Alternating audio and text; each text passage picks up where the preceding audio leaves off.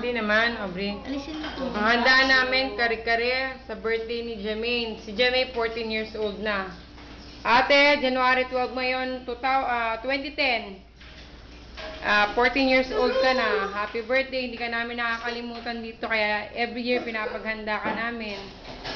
Pansit. At saka, meron kaming cake. Meron kaming ice cream. Ice cream. Meron kaming cake. Meron kaming soft drinks. Kakain na kami. Yung merienda, naging hapunan na. Si nanay, dumalaw, naki-birthday din. Tita Glo mo nandun. Tita Glo, happy birthday. Happy birthday daw, sabi Jermaine. Happy birthday, Jabe. Oo. Happy birthday.